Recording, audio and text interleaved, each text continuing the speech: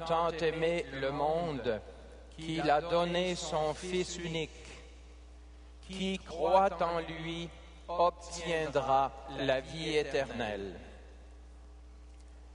Chers frères et sœurs, un congrès eucharistique international culmine chaque jour avec la célébration de la Sainte Eucharistie, le mémorial de la Pâque du Seigneur. En ce 16 juin 2008, je suis très honoré de la présider en tant qu'archevêque de Québec et président du Congrès eucharistique international de Québec. L'animation de ce jour a été confiée à l'Amérique du Nord parce que c'est l'anniversaire de l'arrivée du premier évêque du continent nord-américain, le bienheureux François de Laval, le 16 juin 1659. François de Laval a vécu saintement et il a servi pendant 50 ans en terre d'Amérique. Il est mort le 6 mai 1708, il y a exactement 300 ans cette année. Le pape Jean-Paul II l'a déclaré bienheureux le 22 juin 1980, en même temps que la jeune Kateri Tekakwitha de la tribu amérindienne des Agnés. Comme pèlerin de l'Église universelle ou comme membre de cette Église particulière, nous sommes tous très heureux de rendre grâce à Dieu pour la plantation de l'Église en Amérique française il y a 400 ans et pour son développement extraordinaire sur tout le continent en de multiples cultures autour de la parole de Dieu et de la Sainte Eucharistie. Mes salutations très cordiales vont à tous les congressistes avec un sentiment de gratitude particulière envers ceux et celles qui viennent de très loin, comme de l'Asie, de l'Afrique, de l'Europe et de l'Amérique du Sud. Votre présence à ce congrès eucharistique international est bien le témoignage de votre foi et de votre espérance dans le Seigneur. Je vous en remercie. Que Dieu bénisse cette assemblée qui représente l'Église universelle en acte de louange, d'adoration et d'intercession pour la vie du monde.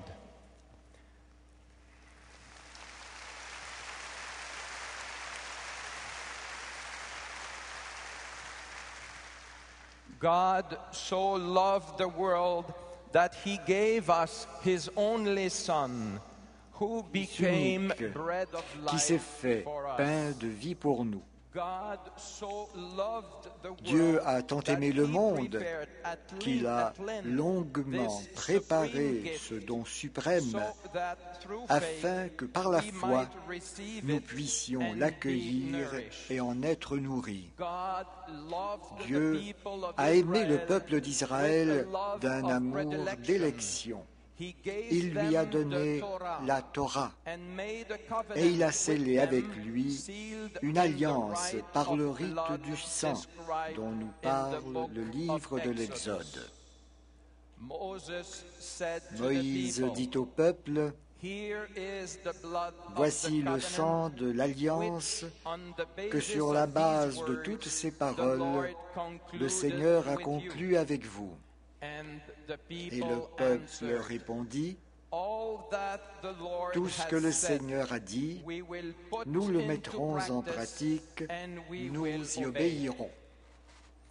Les Saintes Écritures témoignent que cette alliance a été souvent rompue par le peuple d'Israël, mais Dieu n'a pas cessé d'aimer son peuple et de lui rappeler par les prophètes son amour trahi.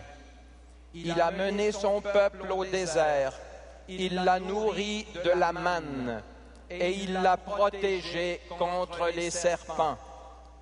Dieu a finalement conduit son peuple à la terre promise, puis à l'amère expérience de l'exil et à la dispersion parmi les nations qui entraîna la perte d'un grand nombre et la nostalgie d'un retour à Jérusalem.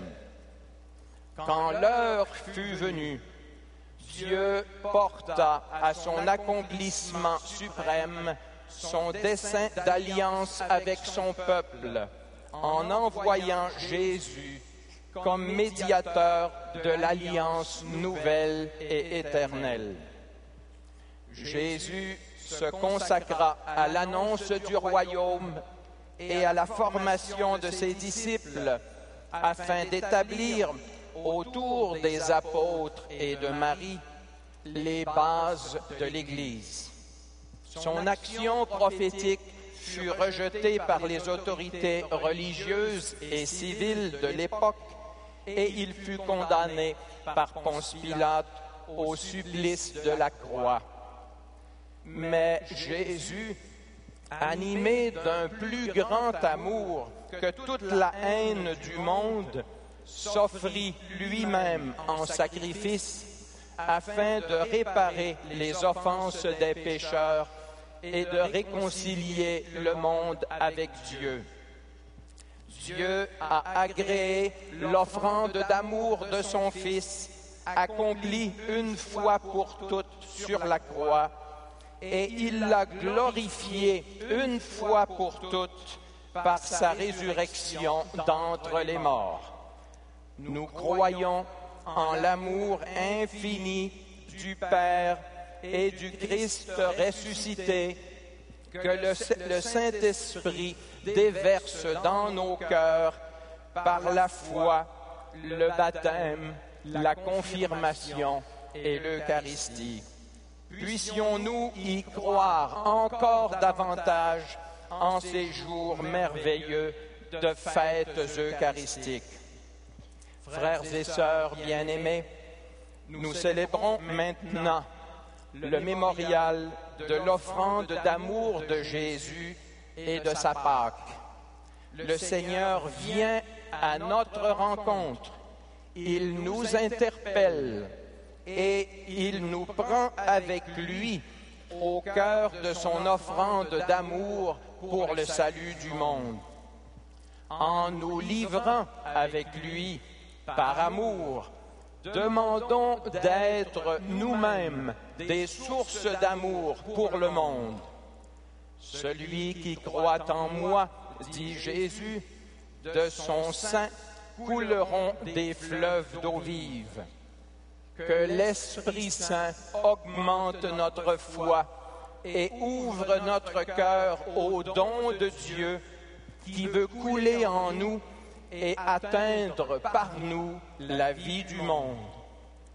La bienheureuse mère Teresa de Calcutta portait douloureusement dans son cœur la détresse des pauvres et la soif d'amour du cœur de Jésus comme un seul et même mystère. Puissions-nous communier, nous aussi, au don de Dieu qui veut rassasier tous les pauvres.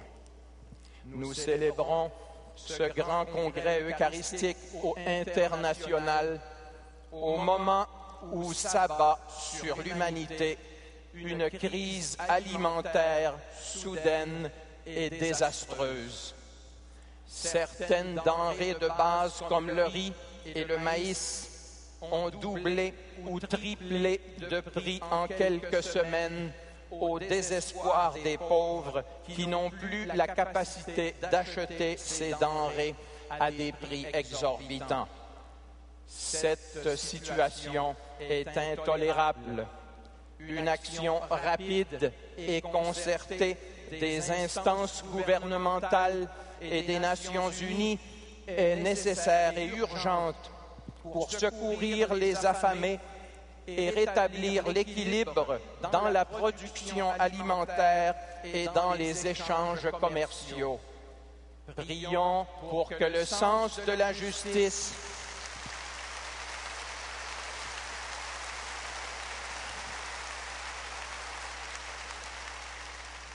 Prions pour que le sens de la justice prévale sur l'appât du profit chez ceux qui détiennent le pouvoir économique. Nous-mêmes qui célébrons le pain du ciel, le don de Dieu pour la vie du monde, nous ne pouvons pas nous rassasier de ce pain de vie sans nous préoccuper du sort des affamés.